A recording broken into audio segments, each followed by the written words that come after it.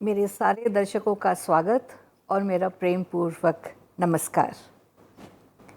आज का जो हमारा विषय है वो है गृह विज्ञान उच्च माध्यमिक स्तर का।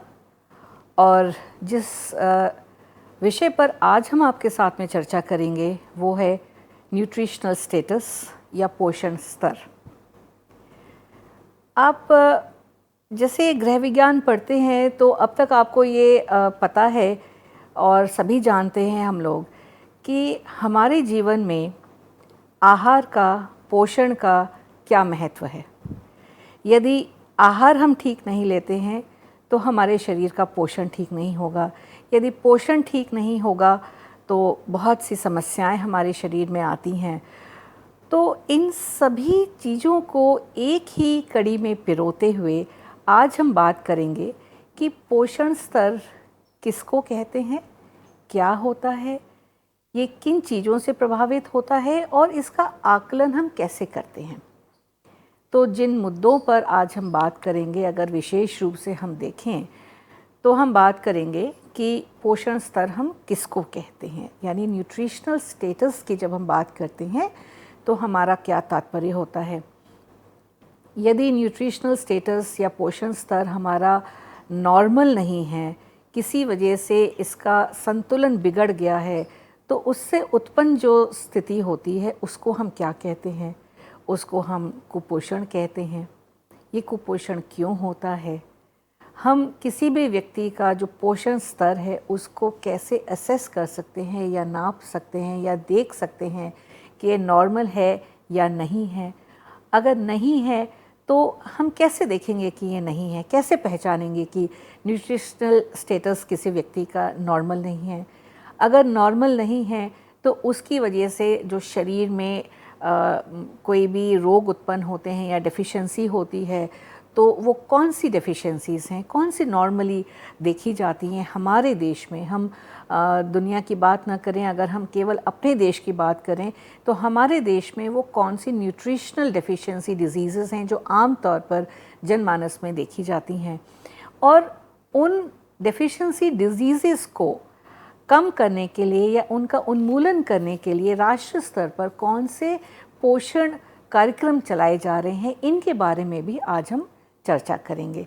तो सबसे पहले अगर हम बात करें, मैंने कई बार ये शब्द प्रयोग किया है न्यूट्रिशनल स्टेटस यानी पोषण स्तर। तो इससे मेरा क्या तात्पर्य है। जब मैं कहती हूँ न्यूट्रिशनल स्टेटस तो उसका तात्पर्य होता है कि किसी भी व्यक्ति के स्वास्थ्य की क्या स्थिति है। ये स्वास्थ्य की स्थिति जो है, जो आहार ग्रहण किया जा रहा है और उस आहार से मिलने वाले पोषण का जो उपयोग शरीर द्वारा किया जा रहा है, क्या वो संतुलित है, क्या वो आपके जो शरीर में नॉर्मल क्रियाएं होती हैं उसको वो बरकरार रखता है, क्या वो कर पा रहा है। तो ये जब हम देखते हैं कि क्या कंडीशन है, the condition of health of a person that is influenced by the dietary intake, यानी जो खाना ग्रहण किया गया है, जो आहार ग्रहण करते हैं हम, influenced by the dietary intake and the level of nutrients in the body। तो शरीर में जो पोषक तत्व हैं उनका क्या स्तर है और वो जो स्तर है पोषक तत्वों का, क्या वो हमारी बॉडी के नॉर्मल बॉडी फंक्शंस को बनाए रखने के लिए पर्याप्त है या नहीं है। तो जब हम इस कंडीशन को देखते हैं, किसी भी व्यक्ति के हेल्थ को इस पर्सपेक्टिव से देखते हैं कि जो डाइटरी इंटेक है और जो लेवल ऑफ न्यूट्रिएंट्स है, क्या वो उस बॉडी के नॉर्मल बॉडी फंक्शंस को मेंटेन कर पा रहे हैं, तब हम कहते हैं हम उस व्यक्ति के न्यूट्रिशनल स्टेटस को देख रहे हैं। तो आपको जब न्यूट्रिशनल स्टेटस की बात होती है तो दो चीज़ों की के बारे में आपको ध्यान रखना है। एक कि उस व्यक्ति द्वारा क्या आहार ग्रहण किया जा रहा है, उसमें क्या पोषक तत्व हैं और क्या वो पोषक तत्व उस बॉडी के नॉर्मल बॉडी फंक्शंस को मेंटेन करने के लिए पर्याप्त हैं अथवा नहीं है। तो न्यूट्रिशनल स्टेटस आपने समझा होगा कि इस चीज़ को हम न्यूट्रिशनल स्टेटस कहते हैं। अगर इसको मैं आपको दिखाऊं एक इन्फोग्राफिक के ज़रिए, तो देखिए, जब बैलेंस्ड फूड इनटेक होता है, यानी आपका जो आहार है वो पूरी तरह से संतुलित है, तो बैलेंस्ड फूड इनटेक जब होता है और उसमें निहित जो पोषक तत्व होते हैं उनका शरीर द्वारा उपयुक्त रूप से यूटिलाइजेशन होता है, उपयोग किया जाता है, तो जो व्यक्ति है जो बैलेंस्ड फूड ले रहा है और उसकी बॉडी उसको प्रॉपर तरीके से यूटिलाइज भी कर रही है, तो जो न्यूट्रिशनल स्टेटस होता है वो नॉर्मल न्यूट्रिशनल स्टेटस कहलाता है। यानी आप देखिए, मैं पुनः कहूँगी यहाँ पर कि न्यूट्रिशनल स्टेटस में दो चीज़ें बहुत ज़्यादा इम्पॉर्टेंट होती हैं। वो है कि आपका फूड इनटेक या डाइटरी इनटेक कैसा है, क्या वो बैलेंस्ड है या नहीं है, उसमें कोई कमी तो नहीं है। तो बैलेंस्ड फूड इनटेक, और उस बैलेंस्ड फूड अगर है तो उसमें जितनी भी किसी व्यक्ति को पोषक तत्वों की आवश्यकता होती है, वो जाहिर सी बात है कि उस बैलेंस्ड फूड में या संतुलित आहार जो वो व्यक्ति ले रहा है उसमें वो पर्याप्त पोषक तत्व मिल रहे हैं। अब इसमें भी दो बातें आती हैं कि व्यक्ति ने जो आहार ग्रहण किया वो संतुलित है, उसमें सभी पोषक तत्व जो उस व्यक्ति को चाहिए वो उचित मात्रा में भी उपलब्ध हैं। लेकिन अगर उस व्यक्ति का शरीर उस पोषक तत्व का उपयोग नहीं कर पाता है किसी भी वजह से, तो भी एक असंतुलन की स्थिति पैदा होती है। तो दो बातें जो मैंने कही हैं और मैं बार बार कहूँगी, ऑप्टिमम न्यूट्रिशनल स्टेटस या नॉर्मल न्यूट्रिशनल स्टेटस के लिए हमको क्या करना है, ध्यान देना है कि जो खाना हम खा रहे हैं वो संतुलित है, उसमें उचित मात्रा में पोषक तत्व उपलब्ध हैं, और जो हमारा शरीर है उन पोषक तत्वों को उचित तरीके से उपयोग कर पा रहा है। तभी तो हमारी जो बॉडी के फंक्शंस है वो प्रॉपर वे में हो पाएंगे। अगर मान लीजिए कैल्शियम की ज़रूरत है, आपके बॉडी को कैल्शियम मिल रहा है लेकिन आपकी बॉडी उस कैल्शियम को यूटिलाइज नहीं कर पा रही है, तो ऑब्वियसली बॉडी में कैल्शियम की डेफिशिएंसी होगी। इसी तरह से आयरन की बात हम करते हैं, विटामिन्स की बात करते हैं, तो हर चीज़ को हम देखते हैं कि उचित मात्रा में शरीर को मिलने के बाद भी अगर उन पोषक तत्वों का यूटिलाइजेशन नहीं हो पाता है तो भी एक असंतुलन की स्थिति होती है और नॉर्मल न्यूट्रिशनल स्टेटस जो है वो बिगड़ जाता है। अब अगर हम बात करें इसी को आगे, एक मैं आपको दिखाती हूँ कि जब न्यूट्रिशनल स्टेटस बिगड़ता है तो दो वजहों से हो सकता है। यानी कि या तो आपका फूड इनटेक जो है वो कम है, या यूटिलाइजेशन ऑफ न्यूट्रिएंट्स यानी पोषक तत्वों की का जो उपयोग है वो शरीर में ठीक नहीं है। तो दोनों ही स्थिति में आप देखिए, जो शरीर का न्यूट्रिशनल स्टेटस है उसका बैलेंस बिगड़ जाता है। जब आपका वो बैलेंस बिगड़ गया, वो डिसबैलेंस हो गया, तो न्यूट्रिशनल स्टेटस जो है आपका नॉर्मल नहीं रहेगा। तो जब आपका न्यूट्रिशनल स्टेटस बिगड़ता है तो वो कंडीशन जो होती है उसको हम कहते हैं माल न्यूट्रिशन या कुपोषण। जब न्यून पोषण होता है तो उसको हम माल न्यूट्रिशन कहते हैं। अब माल न्यूट्रिशन की भी जब हम बात करते हैं तो देखिए दो तरह की माल न्यूट्रिशन होती है। अब दो तरह से कैसे होता है, हमने तो यही सुना है आमतौर पर कि कुपोषित अगर कोई व्यक्ति है तो वो बड़ा दुबला पतला होगा, उसकी ग्रोथ ठीक से नहीं होगी वगैरह वगैरह। लेकिन जो दूसरा इसका एस्पेक्ट है, ये तो माल न्यूट्रिशन की स्थिति तब पैदा होती है जब फूड इनटेक कम होता है या यूटिलाइजेशन फॉल्टी होता है या किसी वजह से बॉडी उसको उपयोग नहीं कर पा रही है। लेकिन माल न्यूट्रिशन तब भी होता है जब न्यूट्रिशन बहुत ज़्यादा होता है। यानी माल न्यूट्रिशन की जो कंडीशन होती है वो दो तरह से होती है। या तो वो ओवर न्यूट्रिशन होता है। ओवर न्यूट्रिशन तब होता है जब बहुत हाई एनर्जी फूड आप खाते हैं, उसमें इतनी ज़्यादा कैलोरीज होती हैं, इतना ज़्यादा कार्बोहाइड्रेट होता है, इतना ज़्यादा फैट होता है कि आपकी बॉडी उतने न्यूट्रिएंट्स को यूटिलाइज़ नहीं कर पाती है। तो जब यूटिलाइजेशन नहीं होता है, फॉल्टी होता है, तो वो बॉडी में कहीं ना कहीं ज़्यादा हो जाता है, मात्रा जो उचित मात्रा है उससे ज़्यादा हो जाता है, तो वो ओवर न्यूट्रिशन हो जाता है। दूसरी स्थिति जो मैंने कहा कि जो हम आम तौर पर समझते हैं कि कुपोषण से मतलब होता है कि किसी व्यक्ति को पोषण कम मिल रहा है, उसको अंडर न्यूट्रिशन हो रहा है, खाने को कम मिल रहा है, या जो खाया जा रहा है उसमें पोषक तत्वों की कमी है, या पोषक तत्व मिल रहे हैं लेकिन क्वालिटी उसकी बहुत कम है, तो भी जो है वो माल न्यूट्रिशन होता है। और ये आम तौर पर होता है, जैसे कि आप देख रहे हैं इस रेड बॉक्स में, आप देखिए पुअर डाइटरी इनटेक होता है, यानी कि जो आप खाना खा रहे हैं, खाना ग्रहण कर रहे हैं, वो आपका कम है। तो ये याद रखिए कि माल न्यूट्रिशन की जब हम बात करते हैं तो वो दो तरह से होता है, over nutrition and under nutrition. दोनों ही स्थिति में हम उसको माल न्यूट्रिशन कहते हैं। अब माल न्यूट्रिशन से क्या मतलब है? माल न्यूट्रिशन से की जब हम बात करते हैं तो इसका अर्थ क्या होता है? माल न्यूट्रिशन एक्चुअली क्या होता है कि ये एक अनडिज़ायरेबल स्टेट ऑफ हेल्थ होता है, यानी कि ये आपके स्वास्थ्य के लिए जो है अच्छा नहीं होता है, चाहे वो अति पोषण हो या कुपोषण हो, तो दोनों ही स्थिति में आपका स्वास्थ्य जो है वो बिगड़ता है। और इसकी वजह से जो बॉडी की फंक्शनिंग है, यानी जो आपके बॉडी के कार्य हैं, वो भी प्रभावित होते हैं, यानी वो किसी न किसी वजह से ठीक प्रकार से संपादित नहीं हो पाते हैं। और ये यूजुअली तब होता है जब एनर्जी, यानी जो आपको काम करने के लिए ऊर्जा चाहिए हो, और जो अन्य पोषक तत्व हैं उसकी सप्लाई आपको बॉडी को कम मिल रही है। यानी कि आप या तो जो आहार आप खा रहे हैं, जो खाना आप खा रहे हैं, उसकी मात्रा बहुत कम है, जैसे पहले भी मैंने कहा है, या तो मात्रा बहुत कम है। अगर आपको 4 रोटी खाने की आवश्यकता है तो आप किन्हीं कारणवश जो है केवल 2 ही खा पाते हैं। आपको दाल भी अगर खानी चाहिए, आप नहीं खा पा रहे हैं साथ में, और आप केवल थोड़ी सी सब्जी खाते हैं, तो ऑब्वियसली उस स्थिति में आपके जो एनर्जी और प्रोटीन की रिक्वायरमेंट है वो कम हो जाती है। तो एक तो ये है कि खाना आप कम खा रहे हैं और उसमें न्यूट्रिएंट्स भी आपको कम मिल रहे हैं, तो ये सारी स्थितियां जो हैं जब मिल जाती हैं उसको हम माल न्यूट्रिशन कहते हैं। अब माल न्यूट्रिशन की तो बात हो गई, ये भी हमारे लिए समझना बहुत ज़रूरी है, और हमारे लिए और आपके लिए समझना बहुत ज़रूरी है कि माल न्यूट्रिशन का कारण क्या होता है।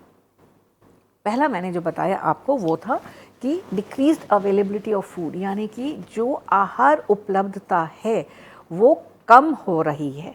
अब आहार की उपलब्धता कम क्यों होगी?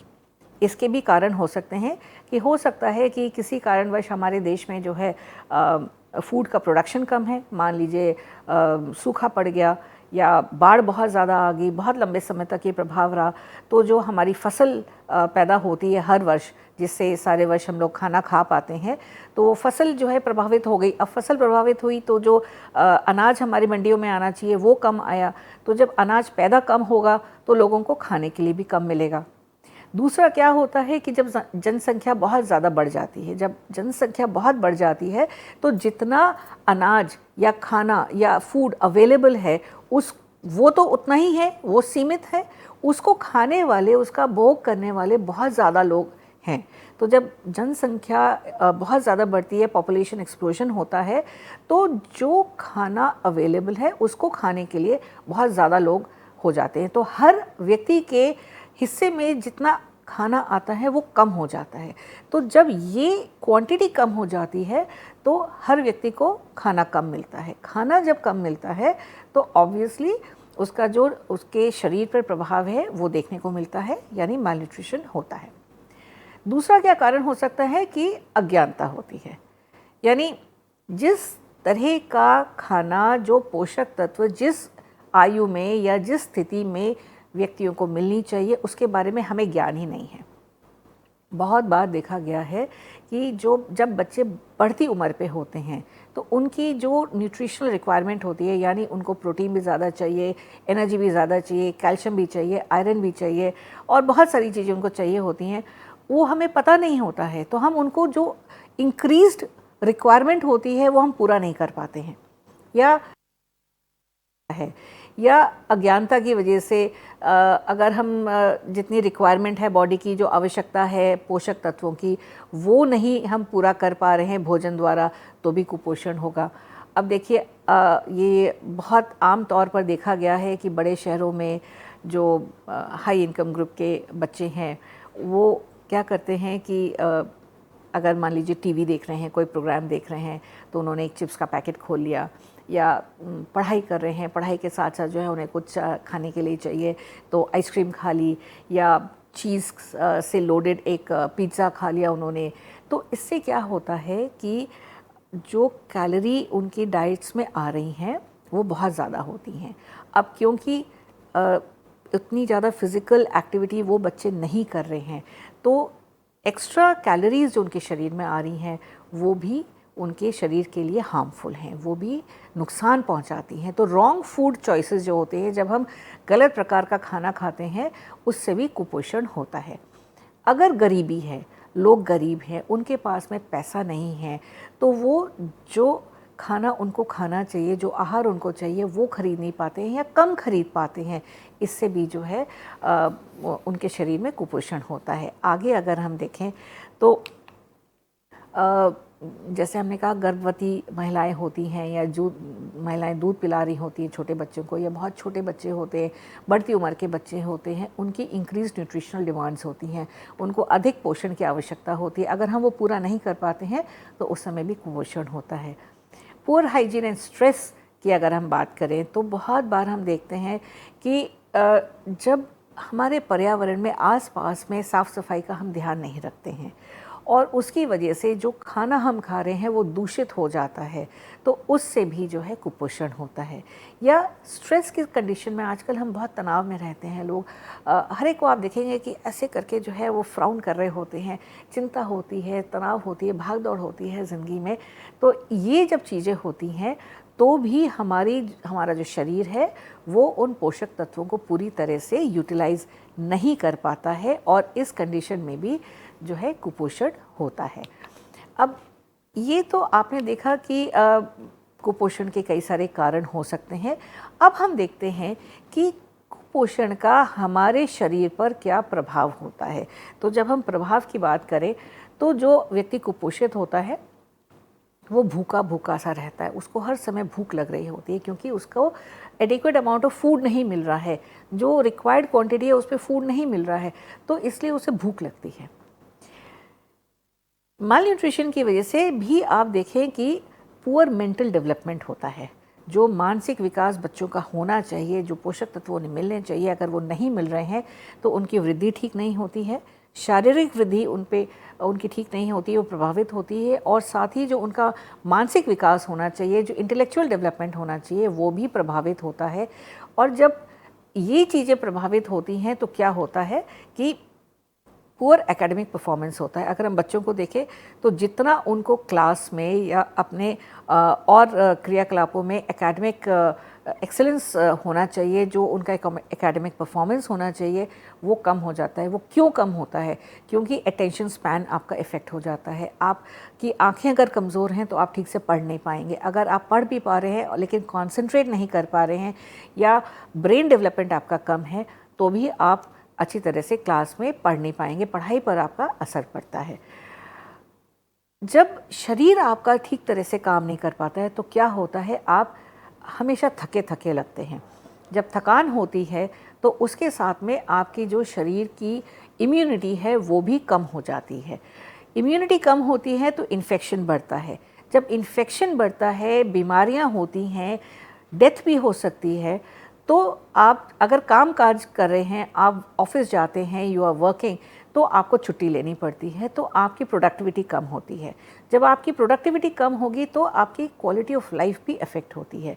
तो देखिए कितनी सारी चीज़ें हैं कि कुपोषण से प्रभावित होती हैं। इसलिए बहुत ज़्यादा ज़रूरी है कि पोषण की तरफ जो है अच्छी तरह से हम लोग ध्यान दें और ये कोशिश करें कि कोई भी व्यक्ति कुपोषित ना हो।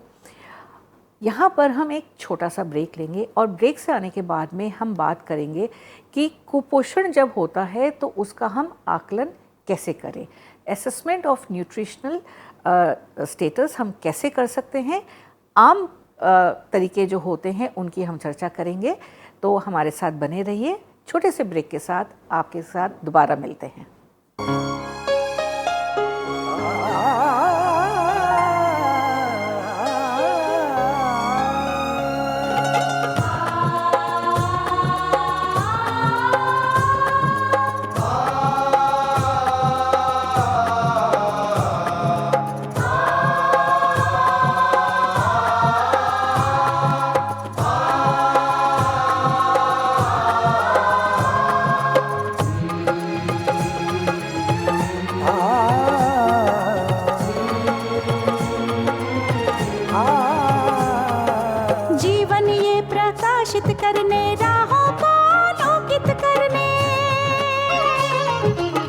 जीवन ये प्रकाशित करने, राहों को आलोकित करने। हम अपना दीपक स्वयं बने, हम अपना रास्ता स्वयं चुने। हम अपना दीपक स्वयं बने, हम अपना रास्ता स्वयं चुने। जीवन ये प्रकाशित करने, राहों को आलोकित करने।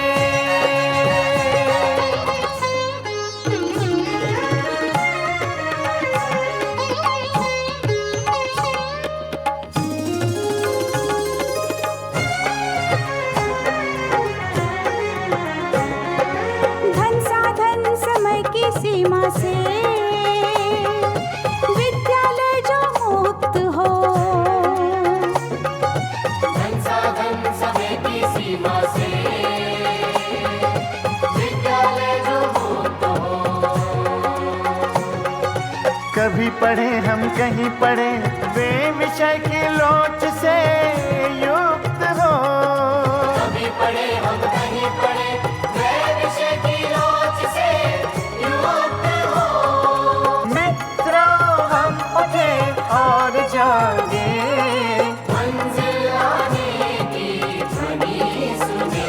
हम अपना दीपक स्वयं बने, हम अपना रास्ता स्वयं चुने। जीवन ये प्रकाशित करने, राहों को आलोकित करने।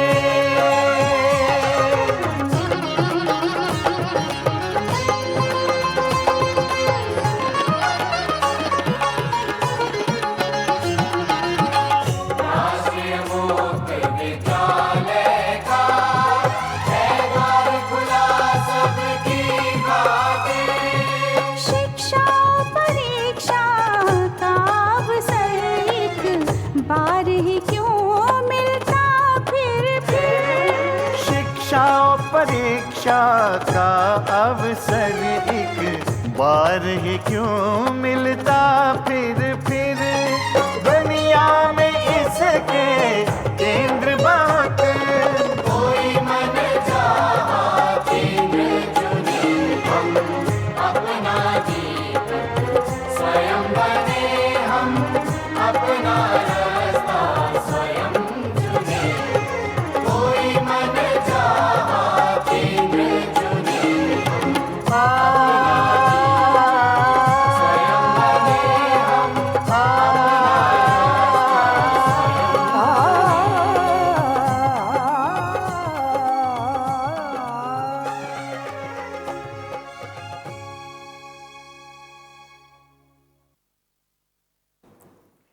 पुनः स्वागत है मेरे प्रिय दर्शकों का। आज हम बात कर रहे हैं उच्च माध्यमिक स्तर के विषय गृह विज्ञान में पाठ 6 है ये, जो पोषण स्तर की हम बात करते हैं। तो ब्रेक पर जाने से पहले हमने कहा था कि हम बात अब करेंगे कि हम पोषण स्तर का किस प्रकार आकलन करते हैं। तो उससे पहले मैं 3 टर्म्स की आपके साथ में व्याख्या करना चाहूँगी कि जब हम देखना शुरू करते हैं कि पोषण स्तर या न्यूट्रिशनल स्टेटस क्या है, तो हम 2 तरह से उसका आकलन करते हैं। या तो हम जो स्टैंडर्ड हाइट है फॉर अ गिवन एज उसके अगेंस्ट हम देखते हैं, या जो एज के अनुसार वेट है उसको हम देखते हैं। तो 3 यहाँ पर टर्म्स आप देखेंगे स्क्रीन पर। एक है स्टंटेड, अंडरवेट और वेस्टेड। तो जब किसी बच्चे की एज के अनुसार जो औसत हाइट होनी चाहिए उसको हम देखते हैं और वो कम होती है, तो उसको हम कहते हैं स्टंटेड ग्रोथ। यानी कि बच्चे की जो हाइट है वो उसके एज के अनुसार या आयु के अनुसार जो है वो कम है। अगर 6 से 8 साल के बच्चे की हाइट मान लीजिए कि 4 फुट होनी चाहिए, और आम तौर पर देखा गया है कि 4 फुट 1 इंच, 4 फुट 2 इंच या 3 फुट 10 इंच इतना हाइट है, वो तो हम एक रेंज में मान लेते हैं कि वो नॉर्मल है। लेकिन अगर 6 से 8 साल का अगर बच्चा है और उसकी हाइट 2.5 से 3 फुट ही है, तो फिर उसका मतलब हाइट बहुत कम है, उसको हम स्टंटेड ग्रोथ कहते हैं। दूसरा हम कहते हैं कि किसी एक पर्टिकुलर एज पर जितना औसत वेट होना चाहिए या भार होना चाहिए बच्चों का, अगर वो नहीं है, कम है, तो उसको हम अंडरवेट कहते हैं। यानी बहुत ही पतला दुबला बच्चा होगा, हाइट तो उसकी ठीक है, एज के अनुसार हाइट ठीक है, लेकिन वेट बहुत कम है, तो उसे हम अंडरवेट कहते हैं। और तीसरा हम कहते हैं वेस्टेड। वेस्टेड क्या होता है कि किसी बच्चे की अगर गिवन हाइट है कि हाँ इतनी एज पर इतनी हाइट होनी चाहिए, लेकिन वेट बहुत ज़्यादा कम है, तो उसको हम वेस्टेड कहते हैं। तो ये 3 टर्म्स हम यूज़ करते हैं किसी भी बच्चे की न्यूट्रिशनल स्टेटस को देखने के लिए। लेकिन और भी तरीके होते हैं कि किसी व्यक्ति का, देखिए ज़रूरी नहीं है कि हम किसी बच्चे का ही जो है न्यूट्रिशनल स्टेटस देखें, और आप और हम भी हैं, हमारा न्यूट्रिशनल स्टेटस भी जो है गड़बड़ हो सकता है, ऊपर नीचे हो सकता है, तो उसको हम कैसे असेस करेंगे। जनमानस में जा कर के जब हम देखना चाहते हैं कि एक बहुत बड़ा तबका है हमारा जिसको हम असेस करना चाहते हैं, तो उनके न्यूट्रिशनल स्टेटस के असेसमेंट को हम किस तरह से कर सकते हैं। तो 3 तरीके होते हैं बेसिकली, जो बहुत ही सिंपल तरीके होते हैं। एक तरीका होता है measurement of the physical body, यानी जो हमारा शरीर है उसमें जो हमारे शारीरिक मापदंड हैं उनको जब हम देखते हैं तो हम measurement of the physical body करते हैं। यानी कि इसमें क्या आता है, जब हम शरीर को देखते हैं तो भार देखा जाता है कि उसका वेट कितना है, हाइट कितनी है और बॉडी सर्कमफ्रेंस कितना है। अब बॉडी सर्कमफ्रेंस से क्या मतलब है, यानी कि अगर हाथ देखें किसी के तो अपर आर्म में, यानी इस जगह पर जो गोलाई है वो कितनी है, यहाँ पर जो सर्कमफ्रेंस है वो कितनी है, माथे पर जो सर्कमफ्रेंस है, गोलाई में जो नाप है वो कितना है, कमर पर कितना है, हिप्स पर कितना है, पैरों की जो गोलाई है वो कितनी है। तो ये जो बॉडी सर्कमफ्रेंसेस होती हैं, इनको जब हम नापते हैं तो हमें पता चलता है कि ये औसत से ज़्यादा है, कम है। हाइट हम देखते हैं औसत से ज़्यादा है या कम है। इसी प्रकार वेट को हम देखते हैं कि ये ज़्यादा है या कम है, तो उससे हमें पता चलता है कि ये नॉर्मल है, नियरली नॉर्मल है, या थोड़ा ऊपर नीचे है, या बहुत ज़्यादा ऊपर नीचे है। तो जो थोड़ा ऊपर नीचे होता है वो बहुत ज़्यादा चिंता का विषय नहीं होता है, होना चाहिए पर बहुत ज़्यादा चिंता का विषय नहीं होता है। लेकिन जो बहुत ज़्यादा ऊपर नीचे होता है, बहुत कम होता है या बहुत ज़्यादा होता है, वो बहुत चिंता का विषय होता है। वो न्यूट्रिशनल स्टेटस को इंडिकेट करता है कि यहाँ पर माल न्यूट्रिशन की कंडीशन है। दूसरा जो तरीका होता है वो है डाइटरी इंटेक, यानी कि कितना आहार ग्रहण किया जा रहा है। और तीसरा जो इंडिकेशन होता है कि माल न्यूट्रिशन है या नहीं है, वो होता है कि न्यूट्रिशनल डेफिशिएंसी डिजीज़ेस अगर हैं तो उनके सिम्टम्स अगर हमें शरीर में मिल रहे हैं, वो भी एक सीधा इंडिकेशन है। यानी अगर किसी को शाम के समय या रात के अंधेरे में देखने में बहुत ज़्यादा दिक्कत हो रही है, उसे नहीं दिखाई पड़ रहा है, यानी कि विटामिन ए की डेफिशिएंसी है। अगर ये कंडीशन हमें लोगों में देखने को मिल रही है, इसका मतलब विटामिन ए डेफिशिएंसी है, डेफिनेटली माल न्यूट्रिशन है। तो ये 3 तरीके हैं, देखिए, measurement of physical body, dietary intake, identification of nutritional deficiency diseases. इन 3 तरीकों को यूज़ करके हम पता कर सकते हैं कि किसी भी व्यक्ति का या किसी ग्रुप का जो न्यूट्रिशनल स्टेटस है वो क्या है। तो सबसे पहले हम देखते हैं measurement of height and weight होता है, इसको हम एंथ्रोपोमेट्रिक मेजरमेंट्स भी कहते हैं। तो किसी का वेट या किसी की हाइट लेने के क्या तरीके होते हैं, या तो वेइंग मशीन हो, उस पर हम खड़े होकर के अपना वेट ले सकते हैं। अगर वेइंग मशीन नहीं हो और मान लीजिए गांव में कहीं पर है, बहुत बड़े बड़े वो होते हैं, तराजू होते हैं जिस पे अनाज तोला जाता है, बड़े बड़े बोरे तोले जाते हैं, अगर वो उपलब्ध है तो उस पे क्या करते हैं कि 2 लोगों को बिठाते हैं। एक तरफ वो व्यक्ति जो नॉर्मल है, हमें लग रहा है कि ये इसकी बिल्कुल नॉर्मल इसका पोषण स्तर है, उसे बिठाते हैं तराजू में, और दूसरी तरफ उसको बिठाते हैं जिसका न्यूट्रिशनल स्टेटस हम लेना चाहते हैं, जिसका भार लेना चाहते हैं। अगर लगभग बराबर है तो ठीक है, अगर नॉर्मल, जिसको हम कह रहे हैं कि ये नॉर्मल इसका न्यूट्रिशनल स्टेटस है, उसके वनस्पत जिस व्यक्ति को हम तोल रहे हैं वो थोड़ा कम है या काफ़ी कम है, तो वो आइडेंटिफाई हो जाता है कि इसका न्यूट्रिशनल स्टेटस लो है, ये माल नरिश्ड है। तो वेट लेने के लिए जो है हम वेइंग मशीन यूज़ करते हैं, और भी कई तरीके हम डिवाइस कर सकते हैं कि वेट कैसे लें। और हाइट मेजर करने के लिए टेप होता है, आप किसी भी टेप का प्रयोग कर सकते हैं। घर में इंच टेप होता है जिससे हम कपड़ा नापते हैं, या दर्जी के यहाँ इंच टेप होता है, या आप बाज़ार में जब कपड़ा ख़रीदने जाते हैं तो वहाँ पर भी एक मेजर होता है, या डॉक्टर के यहाँ आप जाएंगे तो आप देखेंगे कि दीवार के साथ में एक स्केल लगा होता है, एक चिपका हुआ होता है, और उसको ऊपर नीचे मेजर करने के लिए एक रॉड जैसी लगी होती है। आप देखिए इस स्लाइड में मैंने आपको दिखाया है कि ये स्टेडियोमीटर होता है, जो कि आमतौर पर डॉक्टर्स के यहाँ मिलता है, तो इससे भी जो है हाइट नापी जा सकती है। लेकिन बात ये होती है कि कई बार देखिए छोटे बच्चों का वेट लेना होता है, तो जब छोटे बच्चों का हमें वेट लेना होता है तो वो किस तरह से ले सकते हैं। अब उसको आप वेइंग मशीन पे तो बिठा नहीं सकते हैं, ठीक है। बहुत ही छोटा बच्चा होता है, हाल का बच्चा होता है, तो उसके लिए अलग वेइंग मशीन्स होती हैं जो पीडियाट्रिक्स के यहाँ मिलती हैं, तो उस पर आप बच्चे को लिटा देते हैं। लेकिन जो मान लीजिए 6 महीने का बच्चा है, साल भर का बच्चा है, उसका वेट कैसे लेंगे? तो उसके 2 तरीके होते हैं। एक तो स्पेशल वेइंग मशीन होती है जिसमें एक थैली जैसी बनी होती है, जिसमें आप बच्चे को बिठा देते हैं, आराम से वो बच्चा उसमें बैठ सकता है, और उससे उसको वो लटक जाता है और उससे वेट ले लिया जाता है।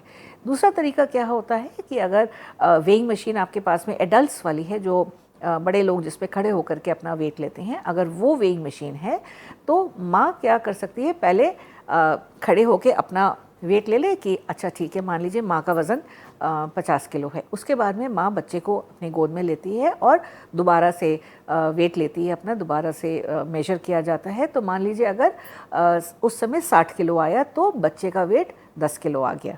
तो इस तरह से जो है छोटे बच्चों का वेट लिया जाता है, और ये बहुत ज़रूरी है छोटे बच्चों का वेट लेना, क्योंकि अगर आपने मेल न्यूट्रिशन को बहुत जल्दी पकड़ लिया तो उसका इलाज बहुत जल्दी हो सकता है। लेकिन अगर छुटपन में ही आपने मेल न्यूट्रिशन नहीं पकड़ा है और वो बच्चे बड़े हो गए, वो मेल न्यूट्रिशन की स्थिति बनी रही, तो आगे जाके बहुत ज़्यादा मुश्किल होती है और उन बच्चों का स्वास्थ्य बहुत बिगड़ सकता है।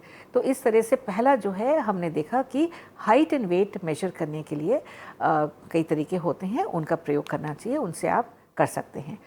अब अगर हम बात करें कि नॉर्मल क्या है, तो वर्ल्ड हेल्थ ऑर्गेनाइजेशन एक अंतर्राष्ट्रीय ऑर्गेनाइजेशन है जिसने हर देश के लिए हम लोगों के वो बनाए हैं, डिवाइस किए हैं कि स्टैंडर्ड वेट्स एंड हाइट्स क्या होती हैं। अब अलग अलग देशों में अलग अलग स्टैंडर्ड्स होते हैं। अगर हम अपने देश की बात करें तो हमारे यहाँ जो औसत वेट और हाइट होती है बच्चों की या वयस्कों की, वो बिल्कुल अलग है।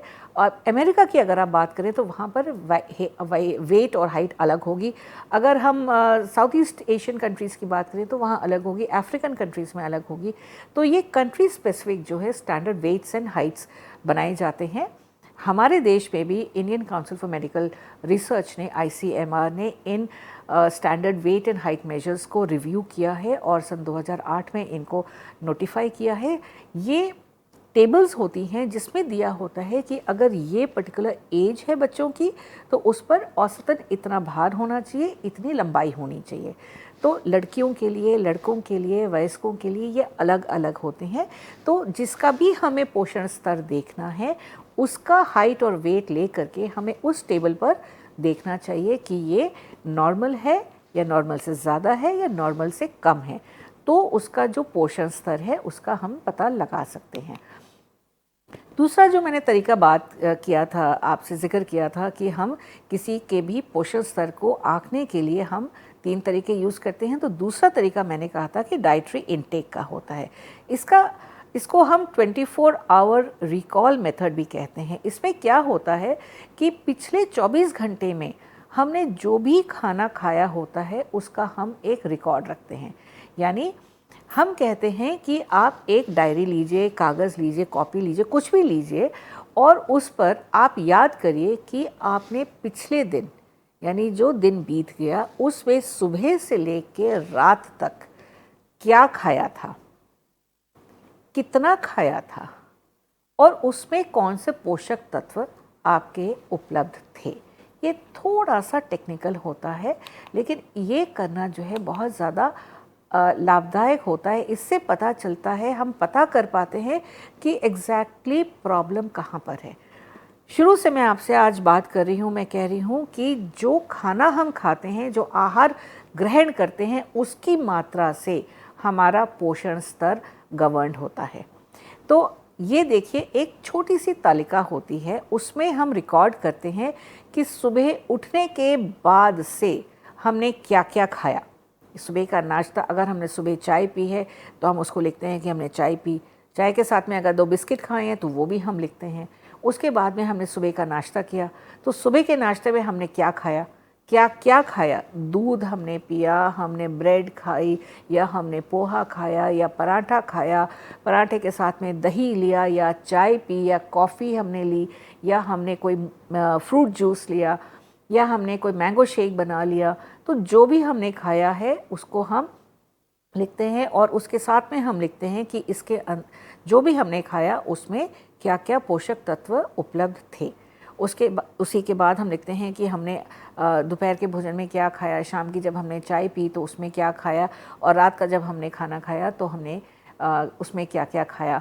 और अगर सोने से पहले 1 ग्लास हमने दूध पिया है, या फिर से हमने कॉफ़ी पी है, या पेप्सी पी ली है, तो वो भी हम रिकॉर्ड करते हैं। तो इसी तरह से हम 1 हफ्ते का जो है पूरा रिकॉर्ड रखते हैं। तो हमें इससे ये पता चलता है कि रोज़मर्रा में हम कितना खाना खा रहे हैं, ज़्यादा खाना खा रहे हैं, कम खाना खा रहे हैं, या वो जो खाना हम खा रहे हैं उसमें क्या क्या पोषक तत्व हमें मिल रहे हैं। तो जहाँ पर भी हम देखते हैं कि प्रॉब्लम है उसको हम पकड़ सकते हैं और हम उसको वहीं पर ठीक कर सकते हैं। ठीक है, तो जब हम ये देख लेंगे कि हमने क्या खाया, उसमें क्या हमें पोषक तत्व मिले, तो हम आकलन कर सकते हैं कि हम सही जा रहे हैं या नहीं जा रहे हैं। जहाँ पर कम है वहाँ पर हम कह सकते हैं कि आप अपना खाने की मात्रा बढ़ाइए, या खाने की मात्रा अगर ठीक है तो किस तरह का भोजन किया जा रहा है उसमें संशोधन किया जा सकता है। मान लीजिए कि केवल अगर दाल रोटी खाई जा रही है, सब्जी नहीं खाई जा रही है, तो उसमें मिनरल्स और विटामिन्स नहीं मिलेंगे, इम्यूनिटी लो हो जाएगी। इम्यूनिटी लो होगी तो डिजीज़ेस होंगी। तो सब्जी उसमें ऐड करिए। अगर आप कोई भी मिल्क प्रोडक्ट्स नहीं ले रहे हैं, याद है ना आपको कि आपने फूड ग्रुप्स के बारे में भी किसी और कार्यक्रम में पढ़ा है, आपके जो लेसन्स हैं उसमें फूड ग्रुप्स की भी बात है। तो आपको ये बताया गया था, आपने पढ़ा था कि जब फूड ग्रुप्स होते हैं तो सभी फूड ग्रुप्स को आपको पूरी तरह से अपने दिन भर के भोजन में शामिल करना है। क्यों ज़रूरी है फूड ग्रुप्स को शामिल करना? क्योंकि उससे आपको सभी पोषक तत्व मिलते हैं। सभी पोषक तत्व मिलते हैं तो आपका शरीर सुचारू रूप से काम करता है। तो जब हम ये देखते हैं कि हमारा हफ्ते भर का, जब हमने देखा कि हमने क्या खाया, कितना खाया, उसमें हमें क्या मिला, तो कहीं पर भी अगर डेफिशिएंसी होती है तो उसको हम ठीक कर सकते हैं। अगर हमें लग रहा है कि कोई फूड ग्रुप हम बिल्कुल नहीं इंक्लूड कर रहे हैं, या लोग जो खा रहे हैं खाना उसमें ये एक्सक्लूडेड है, इंक्लूडेड ही नहीं है, तो उसको हम कह सकते हैं, एडवाइस दे सकते हैं, उन्हें बता सकते हैं कि अगर ये आप नहीं खा रहे हैं तो इसकी वजह से ये प्रॉब्लम होती है। एक और चीज़ सोचिए, देखिए आजकल क्या होता है, लोग बड़े डाइट कॉन्शियस हो गए हैं। डाइट कॉन्शियस, हेल्थ कॉन्शियस और फिगर कॉन्शियस हो गए हैं। तो आमतौर पे लड़कियों को आप देखेंगे जो टीनेज में होती हैं वो 2 प्रकार से रिएक्ट करती हैं। हम मोटे हो रहे हैं, हम अच्छे नहीं लगते हैं, तो हम खाना नहीं खाएंगे, हम बहुत कम खाना खाएंगे। तो खाने की मात्रा जो होती है वो बहुत कम कर देती हैं। या वो कहते हैं नहीं नहीं, हम खाना तो खाएंगे लेकिन हम फैटी चीज़ नहीं खाएंगे, तो बिल्कुल बंद कर देते हैं, कोई भी फैट अपनी डाइट में नहीं लेते हैं। दोनों ही स्थितियाँ ख़राब होती हैं। कम खाना खाएंगे तो ऑब्वियसली आप सफ़र करेंगे। अगर आपके डाइट में फ़ैट बिल्कुल नहीं होगा तो उसकी अलग समस्याएं होंगी। तो ये सब चीज़ें हमको ध्यान में रखनी चाहिए कि आप जो खाना खा रहे हैं, जो मात्रा है वो एडिक्वेट हो, जो उसमें पोषक तत्व हैं वो एडिक्वेट हो, ताकि आप कुपोषण से बचे रह सकें। लेकिन फिर भी देखिए, हम देखते हैं कि हमारे देश में बहुत सारी जो है न्यूट्रिशनल डेफिशिएंसीज़ होती हैं। ये न्यूट्रिशनल डेफिशिएंसीज़ क्या होती हैं? जब खाने में पोषक तत्व ठीक तरह से नहीं मिलते हैं, या कम मिलते हैं, या ज़्यादा मिलते हैं, तो न्यूट्रिशनल डेफिशिएंसीज़ होती हैं। आम तौर पे जो हम न्यूट्रिशनल डेफिशिएंसीज़ की बात करते हैं, जो बहुत कॉमन है, हर जगह वर्ल्ड ओवर हमें ये देखने को मिलती हैं, वो है प्रोटीन एनर्जी मैलन्यूट्रिशन। यानी जब प्रोटीन भी कम होता है, एनर्जी भी कम होती है, तो उसको हम प्रोटीन एनर्जी मैलन्यूट्रिशन कहते हैं। विटामिन ए डेफिशिएंसी होती है, ये बहुत बड़ी समस्या है। विटामिन ए की डेफिशिएंसी होती है और उससे होने वाली बहुत सारी और समस्याएं हमारी बॉडी में होती हैं। एनीमिया हमें देखने को मिलता है, यानी कि जब बॉडी में आयरन की डेफिशिएंसी होती है तो उससे एनीमिया का रोग होता है। आयोडीन डेफिशिएंसी होती है, इससे भी जो है बहुत ज़्यादा प्रॉब्लम होती है बॉडी में। तो ये 4 डेफिशिएंसीज़ हैं जिनका मैं यहाँ पे उल्लेख करूँगी आपके साथ में, आपके पाठ में भी इनका उल्लेख है कि ये 4 तरह की न्यूट्रिशनल डेफिशिएंसीज़ जो होती हैं, जो बहुत आराम से करेक्ट भी की जा सकती हैं, इनसे लोगों का जो न्यूट्रिशनल स्टेटस है वो लो हो जाता है और उनके शरीर पर फ़र्क पड़ता है, असर पड़ता है, प्रभाव पड़ता है। तो सबसे पहले अगर हम बात करें तो प्रोटीन एनर्जी मालन्यूट्रिशन होती है। ये 2 तरह की होती है। पहला होता है मरास्मस और दूसरा होता है क्वाशियोरकर। दोनों ही तरह की प्रोटीन एनर्जी मालन्यूट्रिशन हमारे देश में देखने को मिलते हैं। क्वाशियोरकर में क्या होता है, लो वेट होता है, बच्चे का भार जो है ये बहुत कम हो जाता है। जब वेट लो होता है तो इन्फेक्शंस जो है बहुत होते हैं, क्योंकि उसमें जो इम्यूनिटी होनी चाहिए, जो रोगों से लड़ने की जो क्षमता होती है शरीर की, वो कम हो जाता है। पेट का आकार बहुत बढ़ जाता है। जो फेस का शेप होता है, जो आकार चेहरे का होता है, वो गोलाकार हो जाता है। तो ये चीज़ें जब देखने को मिलती हैं तो आपको एकदम से पता चल जाता है कि ये जो है क्वाशियोरकर है और इससे जो है बच्चे बहुत परेशान होते हैं। ये छोटे बच्चों में देखने को मिलता है। यानी ये बेसिकली होता है जब प्रोटीन और एनर्जी दोनों की कमी होती है। जब एनर्जी बॉडी को कम मिलती है तो क्या होता है, शरीर को तो के जितने भी ऑर्गन्स हैं उनको तो अपना काम करना ही है, तो उनको एनर्जी चाहिए। जब आप एनर्जी उसको डाइट पे नहीं दे रहे हैं, उसके आहार में नहीं दे रहे हैं, तो जो रिजर्व्स हैं बॉडी के वो यूज़ होने लगते हैं। जब वो कार्बोहाइड्रेट के रिजर्व्स ख़त्म हो जाते हैं तो जो प्रोटीन के रिजर्व्स होते हैं वो यूज़ होने लगते हैं, क्योंकि बॉडी को एनर्जी चाहिए। तो प्रोटीन और एनर्जी दोनों की कमी जब होती है तो उसको हम क्वाशियोरकर कहते हैं। लेकिन दूसरी जो एनर्जी की कमी होती है उसको हम जो सिम्टम्स होते हैं उसको हम कहते हैं मरास्मस। इसमें जो कमी होती है that is basically energy deficiency, यानी कि आपकी बॉडी को एनर्जी नहीं मिल रही है। इसमें क्या होता है कि बच्चे में बिल्कुल भी बॉडी मास नहीं होता है, वेस्टिंग होती है। और जब बॉडी मास नहीं होता है तो वो बिल्कुल लिस्टलेस हो जाता है, वो किसी भी स्टिमुलस को रिस्पॉन्स नहीं देता है। यानी उसमें दम ही नहीं होता है बच्चे में कि किसी भी तरह से वो आपको कोई रिस्पॉन्स कर सके। जो उसका रिब केज होता है, जो सामने में बोन्स होती हैं, हमारी रिब केज होता है, वो भी दिखने लगता है। और इसकी वजह से जो है बहुत ज़्यादा भूखमरी होती है, बच्चे बहुत भूखे होते हैं, उनको खाने को नहीं मिलता है और उसकी वजह से जो है एडिमा हो जाता है। जो त्वचा होती है वो बहुत लूज़ हो जाती है, क्योंकि उसके नीचे कोई भी मसल मास नहीं है। तो ये 2 बहुत सीरियस कंडीशंस होती हैं बच्चों में, क्वाशियोरकर और मरास्मस, जो प्रोटीन और एनर्जी की डेफिशिएंसी से देखने को मिलती हैं। नेक्स्ट हम बात करते हैं विटामिन ए की डेफिशिएंसी की। विटामिन ए का काम होता है हमारी जो आइज़ हैं उनकी देखने की जो क्षमता है उसको बनाए रखना। अगर हम डेफिशिएंसी ऑफ विटामिन ए से सफ़र करते हैं, यानी अगर हमारे शरीर में विटामिन ए की डेफिशिएंसी हो रही है, तो उसका पहला सिम्टम होता है कि शाम के टाइम जब धुंधलका होता है या रात में जो हम लोग देख पाते हैं, वो देखने की एबिलिटी जो है वो बहुत कम हो जाती है और इसको हिंदी में रतौंधी कहते हैं। तो रतौंधी जो होता है, फर्स्ट सिम्टम होता है कि लोगों में विटामिन ए की डेफिशिएंसी है। और इसकी वजह से और भी क्या होता है कि जो इम्यूनिटी होती है बॉडी की वो भी कम हो जाती है। तो ये एक दूसरा बहुत हमारे देश में देखने को मिलता है कि विटामिन ए की डेफिशिएंसी होती है, जिससे लोग परेशान रहते हैं और काफ़ी वाइड स्प्रेड है ये। तीसरी जो चीज़ हमारे देश में बहुत देखने को मिलती है वो है एनीमिया। एनीमिया क्या होता है कि बॉडी में जो हीमोग्लोबिन बनता है उसकी कमी हो जाती है।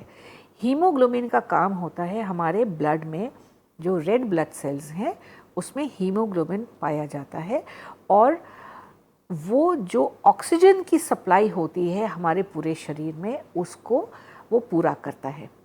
तो अगर हीमोग्लोबिन की कमी होगी, हीमोग्लोबिन बनता है आयरन से या लौह तत्व जो हमारे आहार में होता है उससे हीमोग्लोबिन बनता है। अगर आयरन कम है तो हीमोग्लोबिन नहीं बनेगा। हीमोग्लोबिन अगर कम होगा तो हमारे शरीर में जो ऑक्सीजन का संचार हो रहा है, जो ऑक्सीजन की सप्लाई हो रही है वो कम होगी। अगर ऑक्सीजन की सप्लाई कम होगी तो हमारी बॉडी ठीक तरह से काम नहीं कर पाएगी। अगर हमें पूरी तरह से फ्रेश ब्लड जिसमें ऑक्सीजन भरपूर है वो नहीं मिल रहा है तो क्या होगा, हमें हर समय सुस्ती रहेगी, हम थके थके रहेंगे, हमारा मन करेगा हम लेट जाएं, हमें भूख नहीं लगेगी, सांस फूल जाती है। ज़रा सा भी अगर हम काम करते हैं तो हमारी सांस फूल जाती है, हम हाँफने लगते हैं। और क्या होता है, आप अगर चित्र देखें तो पूरी बॉडी में पीलापन आने लगता है। जो रेडनेस होती है, एक नॉर्मल स्किन का कलर होता है वो कम हो जाता है, पीलापन आ जाता है। जो नाखून होते हैं वो कमज़ोर हो जाते हैं, बहुत जल्दी टूट जाते हैं। अब इतना सब जब बॉडी के ऊपर आपका फ़र्क पड़ रहा है, असर पड़ रहा है, प्रभाव हो रहा है, तो क्या होता है, आप चिड़चिड़े हो जाते हैं पूरी तरह से। आपको थकान हो रही है, काम करने का मन नहीं कर रहा है, कोई आपसे बात करे तो आपको बात करने का मन नहीं करता है, मन करता है मैं एक कोने में लेटा रहूं, पड़ा रहूं, मुझसे कोई छेड़े ना मुझे। तो आप अगर कहीं पर ऑफिस में काम कर रहे हैं या किसी कंस्ट्रक्शन साइट पे काम कर रहे हैं, खेतों में काम कर रहे हैं, किसी फैक्ट्री में काम कर रहे हैं, तो ये जो आपकी थकान है इसकी वजह से आप ढंग से काम नहीं कर पाएंगे। जब आप ढंग से काम नहीं कर पाएंगे तो ऑब्वियसली आपको छुट्टी करनी पड़ेगी, आपकी तनख्वाह कटेगी, आपकी प्रोडक्टिविटी कम हो जाएगी। तो देखिए, एक आयरन की कमी अगर आपके डाइट में होती है तो उसका कितनी दूर तक आपके शरीर पर, आपके जीवन पर प्रभाव पड़ता है। तो ये न्यूट्रिशनल डेफिशिएंसी ऑफ आयरन बहुत भारी पड़ता है लोगों के ऊपर। तो इसलिए, और ये बहुत जल्दी से देखने से पता चल जाता है कि एनीमिया की कमी है। और एनीमिया की कमी आयरन की कमी है। और एनीमिया जो है किन लोगों में सबसे ज़्यादा देखने को मिलता है, ये गर्ल्स एंड यंग विमेन में देखने को मिलता है। बहुत सारे सिम्टम्स हो सकते हैं क्योंकि जब लड़कियां टीनेज में होती हैं या उसके बाद में जब चाइल्ड बेयरिंग स्टेज पे होती हैं तो उनकी बॉडी की जो आयरन की रिक्वायरमेंट है वो बढ़ जाती है। अगर उसी प्रोपोर्शन में उनकी डाइट में हम आयरन को नहीं बढ़ाते हैं तो आयरन की डेफिशिएंसी हो जाती है। और मान लीजिए कि अगर कोई गर्भवती महिला है, उसकी डाइट पे अगर आयरन की कमी हो रही है, उसको एनीमिया हो रहा है, तो जाहिर सी बात है कि जो बच्चा पैदा होगा वो भी कमज़ोर पैदा होगा, उसका भी बॉडी वेट कम होगा, उसको भी एनीमिया हो सकता है। तो जब वो बच्चा बड़ा होगा, तो जब उसकी फाउंडेशन ही, उसकी नींव ही कमज़ोर रह गई है, तो वो बड़े होकर के उतना स्ट्रॉन्ग इंडिविजुअल नहीं बनेगा जितना कि अगर उसका न्यूट्रिशनल स्टेटस सही होता, नॉर्मल होता, तो वो कितना बढ़िया व्यक्ति निकल के आता। तो ये बहुत सारी चीज़ें हैं जिनको ध्यान में रखना पड़ता है और ध्यान हमें देना भी चाहिए कि किसी भी वजह से जो है आयरन की कमी ना हो और एनीमिया ना हो। जो चौथी चीज़ मैंने आपसे बात की थी, जिक्र किया था, वो था आयोडीन डेफिशिएंसी। आयोडीन डेफिशिएंसी क्या होता है कि अगेन हमारी डाइट में जब आयोडीन की मात्रा कम हो जाती है तब ये डेफिशिएंसी देखने को मिलती है। आयोडीन का हमारे शरीर में क्या काम है, ये आप पहले पढ़ चुके हैं जब आपने पोषक तत्वों का जो कार्य है हमारे शरीर में उसके बारे में पढ़ा था। याद करिए आयोडीन क्या करता है। Iodine is an important ingredient for production of thyroxine. Thyroxine हमारी बॉडी में एक सभी हार्मोन्स को जो है रेगुलेट करता है and particularly the growth hormone. तो जब ये हार्मोन जो है कम बनेगा, क्योंकि आयोडीन की वजह से ही वो रेगुलेट होता है। आयोडीन अगर कम हो गया हमारी बॉडी में तो थायरॉक्सिन कम बनेगा। अगर थायरॉक्सिन कम बनेगा तो जो बॉडी की ग्रोथ है वो कम होगी और इसकी वजह से क्या होगा कि जो व्यक्ति है वो हमेशा थका थका रहेगा। और अगर बच्चों में होता है ये, तो उनका ब्रेन डेवलपमेंट ठीक प्रकार से नहीं हो पाता है। इसकी वजह से मेंटल रिटार्डेशन हो सकता है, फिज़िकल ग्रोथ जो है बच्चों की वो अफेक्टेड होती है। तो जो ग्रोथ है, जो लंबाई है बच्चों की जो होनी चाहिए वो नहीं होती है, और जितना उनका भार होना चाहिए, जो वज़न होना चाहिए वो नहीं हो पाता है, क्योंकि पुअर ब्रेन डेवलपमेंट होता है। तो जो कंसंट्रेशन होता है वो भी बच्चों का पुअर कंसंट्रेशन होता है, और जो नेक में यहाँ पर ग्लैंड होता है वो भी जो है ठीक तरह से नहीं डेवलप होता है, और क्योंकि वहाँ पर इफ़ेक्ट होता है लो आयोडीन का, तो वो ग्लैंड सूज करके बड़ा हो जाता है। आप इस पिक्चर में देखिए जो मैंने आपको दिखाने की कोशिश की कि किस तरह से जो है बढ़ जाता है, स्वोलन ग्लैंड हो जाता है, और इसकी वजह से जो बीमारी पैदा होती है वो है गॉइटर। तो गॉइटर की आपने देखे कि सिम्टम्स क्या होते हैं, आयोडीन डेफिशिएंसी के सिम्टम्स, स्वोलन नेक हो जाता है, गॉइटर हो जाता है, पुअर कंसंट्रेशन होता है, ग्रोथ ठीक से नहीं होती है, मेंटल डेवलपमेंट नहीं होता है, मेंटल रिटार्डेशन हो जाता है, और जो व्यक्ति है वो कॉन्स्टेंटली फटीग्ड होता है या थका थका रहता है। इसके बाद अगर हम देखते हैं तो ये सब बातें जो हमने आपसे की हैं, आपने अपने पाठ में पढ़ी हैं कि न्यूट्रिशनल स्टेटस क्या होता है, इसको हम कैसे आंकते हैं, तो इनको पढ़ने का क्या उद्देश्य है, इनके बारे में आपने जाना तो क्यों हमने आपसे इसके बारे में बात की। देखिए, किसी भी देश के लिए सभी नागरिकों का उचित पोषण स्तर होना बहुत आवश्यक है। अगर लोग हेल्दी होंगे तो वो प्रोडक्टिव होंगे, काम बहुत कर पाएंगे। अगर काम करेंगे तो इकोनॉमी बूम करेगी, आपकी इंडस्ट्री बहुत अच्छी तरह से काम कर पाएंगी, आपके कार्यालयों में जो काम हो रहा है वो बहुत अच्छी तरह से हो पाएगा। लोग बीमार नहीं पड़ेंगे तो छुट्टियां नहीं करेंगे। अगर बीमार नहीं पड़ेंगे तो उनको हॉस्पिटल में जाने की या डॉक्टर के पास जाने की ज़रूरत नहीं पड़ेगी।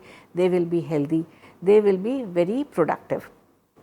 और अगर कहीं पर देश में हमें देखने को मिल रहा है कि ये समस्याएं आ रही हैं, तो हमारी सरकार का ये दायित्व हो जाता है कि वहाँ पर ऐसे कार्यक्रम वो चलाएं जिनसे इन न्यूट्रिशनल डेफिशिएंसीज का उन्मूलन हो सके, उनको हम रिमूव कर सके, ताकि हमारे जो लोग अफेक्ट हो रहे हैं वो अफेक्ट ना हो, उनका स्वास्थ्य ठीक रहे और वो प्रोडक्टिव सिटीजन्स बने। तो इसके लिए सरकार क्या करती है, कुछ नेशनल न्यूट्रिशनल प्रोग्राम्स चलाती है जिनको हम हिंदी में राष्ट्रीय पोषण कार्यक्रम कहते हैं।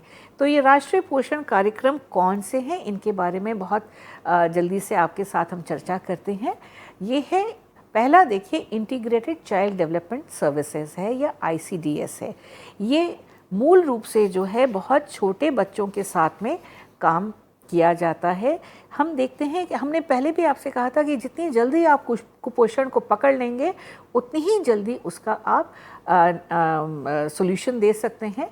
तो गांव-गांव में ये आंगनवाड़ी जो है स्थापित किए गए हैं, जहां पर इन बच्चों का टीकाकरण होता है, इनका आहार की तरफ हम ध्यान देते हैं, इनके जो डेवलपमेंटल माइलस्टोन्स होते हैं इनको हम देखते हैं। जो लोग वहाँ पर काम कर रहे होते हैं, वो ट्रेनिंग उनकी ऐसी होती है कि इन सब चीज़ों को वो देखते रहें, जांचते रहें। कहीं पर भी अगर इंटरवेंशन की ज़रूरत होती है तो इंटरवीन किया जाता है उनकी डाइट के द्वारा। उसके बाद सरकार ने मिड डे मील प्रोग्राम चलाया है। मिड डे मील प्रोग्राम क्या होता है कि जो बच्चे हमारे स्कूलों में आ रहे हैं, सरकार ये प्रयास करती है कि दिन में कम से कम एक मील उनको ऐसा मिले जिसमें उनको सभी पोषक तत्व उचित मात्रा में मिल जाएं। तो घर पर वो सुबह और रात को जैसा भी खाना खाते हैं, उनका परिवार जैसे भी उनको खिला पाता है वो अपना काम करते रहे। लेकिन जिस समय वो स्कूल में जाते हैं, देखिए कम से कम 4 से 5 घंटे एक बच्चा स्कूल में रहता है, तो जिस समय स्कूल में बच्चा है उस समय उसको भरपेट एक मील देने की व्यवस्था जो है सरकार करती है। इससे ये हम सुनिश्चित करते हैं कि कम से कम एक मील तो भरपेट बच्चा खाएगा जिसमें सारे पौष्टिक तत्व उपलब्ध हैं। तो न्यूट्रिशनल रिक्वायरमेंट जो बच्चे की है, एक मील तो कम से कम हम उसे दे दें। बाकी जो भी है वो सुबह और रात को अपने घर पर जैसा भी उनका खाना पीना है वो अपना कंटिन्यूड रखें।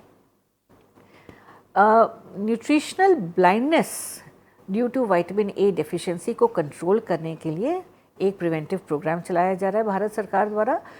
और उसके बाद में आप देखिए, पहले भी मैंने कहा था, एनीमिया कंट्रोल प्रोग्राम भी जो है ये चलाया जा रहा है। इसी तरह से आयोडीन डेफिशिएंसी डिसऑर्डर्स को कंट्रोल करने के लिए प्रोग्राम्स चलाए जा रहे हैं। आप एक काम कर सकते हैं कि अपने एरिया में ये जो हमने 5 कार्यक्रमों का जिक्र किया है, जो आपने आज देखे हैं, हमारे साथ बातचीत की है, आप अपने पाठ में भी इनके बारे में पढ़ेंगे। इनके बारे में और विस्तार से आप पता करिए और अगर ज़रूरत है तो पता करिए कि इनसे आप किस प्रकार सहायता ले सकते हैं, अपने आसपास के लोगों की आप मदद कर सकते हैं। तो जो भी आज हमने चर्चा की है पोषण स्तर के बारे में, न्यूट्रिशनल स्टेटस के बारे में, उसको मेजर करने के लिए क्या हम तरीके यूज़ करते हैं और क्यों ये मेजर करना बहुत ज़रूरी है, इसको आप ध्यान में रखिएगा। अपने आसपास जागरूक रहिए कि कहीं पर भी आपको अगर इस तरह की न्यूट्रिशनल डेफिशिएंसी देखने को मिल रही है तो उसका आप सॉल्यूशन करवाइए और अपने परिवार का ध्यान रखिए कि कोई भी न्यूट्रिशनल डेफिशिएंसी आप में, आपके परिवारजनों में ना हो और सभी लोग स्वस्थ रहें। इसी के साथ आज ये कार्यक्रम ख़त्म करते हैं। नमस्कार।